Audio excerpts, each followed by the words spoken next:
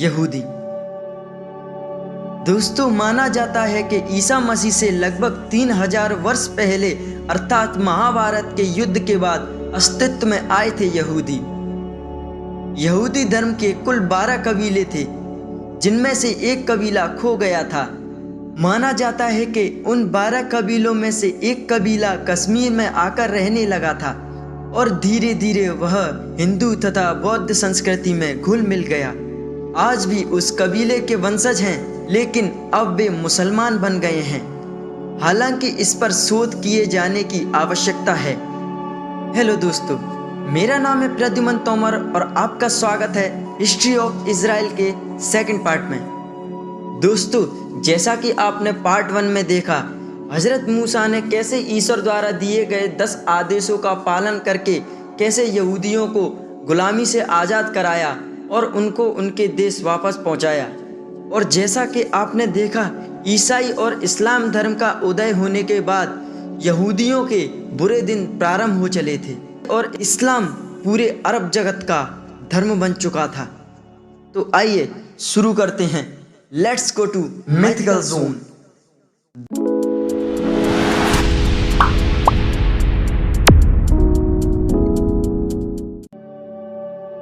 दोस्तों, जैसा कि आपने देखा, इस्लाम पूरे अरब जगत का धर्म बन चुका था और ज़्यादातर प्रदेशों पे अपना सत्ता जमा चुका था।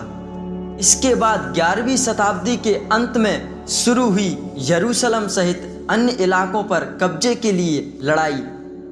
200 साल तक चलती रही यह लड़ाई, जब इज़राइल और अरब के तमाम देशों में ईसाई, यहूदी और मुस्लिम अपने अपने इलाकों और धार्मिक वर्चस्व के लिए लड़ते रहे। लगभग 600 साल के इस्लामिक शासन में Israel, Iran, Afghanistan, Bharat, Africa आदि मुल्कों में इस्लाम स्थापित हो चुका था।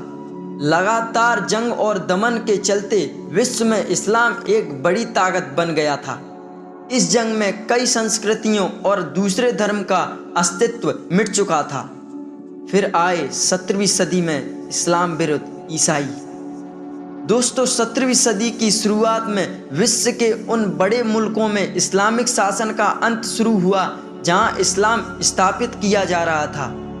यह था अंग्रेज का वह काल जब मुसलमानों से सत्ता छीनी जा रही थी। ऐसा सिर्फ भारत में ही नहीं हुआ था, बल्कि उस दौरान अरब राष्ट्रों में भी पश्चिम के खिलाफ असंतोष पनपा और वह ईरान तथा सऊदी अरब के नेतृत्व में एकजुट होने लगे।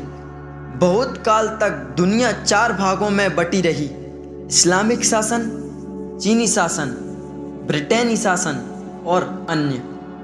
फिर आई 19वीं सदी। दोस्तों, 19वीं सदी कई देशों के लिए नई सवेरे की तरह शुरू हुई। कम्युनिस्ट आंदोलन, आज़ादी के लिए आंदोलन चले और संस्कृति संघर्ष बढ़ा। इसके अंत ने दुनिया के कई देशों को तोड़ दिया तो कई नए देशों का जन्म हुआ। Second world war. द्वितीय विश्व युद्ध में यहूदियों को अपनी खोई हुई भूमि इज़राइल वापस मिली। यहाँ दुनिया भर से यहूदी फिर से इकट्ठे होने लगे। इसके बाद उन्होंने मुसलमानों को वहाँ से खदेड़ना शुरू किया, जिसके विरोध में फिलिस्तीन इलाके में यासिर अराफात का उदय हुआ। फिर से एक नई जंग की शुरुआत हुई जो अभी तक चल रही है। दोस्तों, ये तो आप जानते ही होंगे कि इज़राइल और फिलिस्तीन के कई विवाद वर्तमान में चल रहे हैं और अभी तक कई मुद्दे फिलिस्तीन और इज़राइल के बारे में उठते रहते हैं।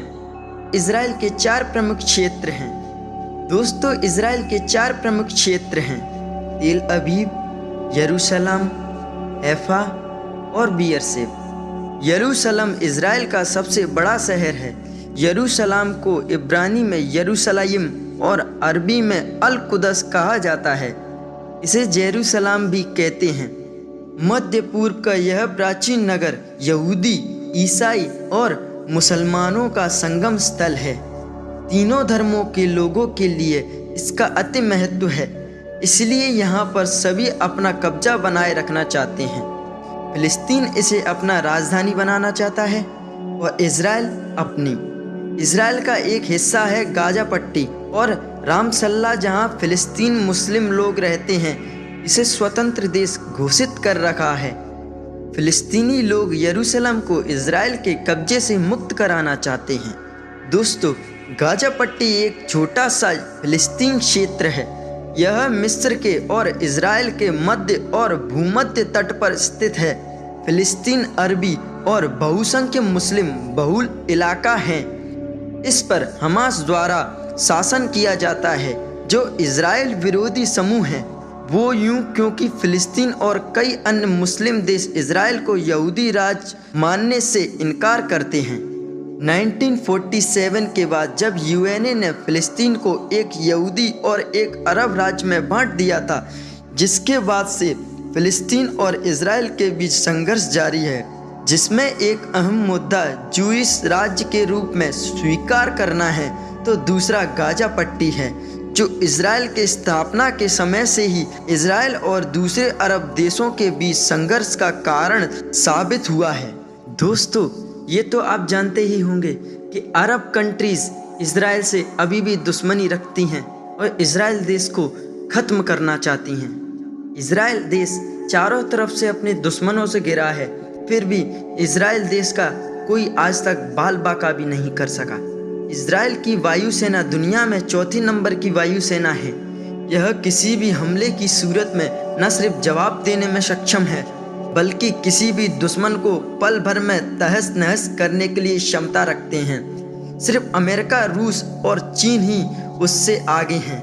तो दोस्तों, आज की वीडियो यहीं समाप्त होती है। अगर आपको वीडियो पसंद आई हो तो प्लीज़ लाइक करें और सब्सक्राइब करना ना भूलें।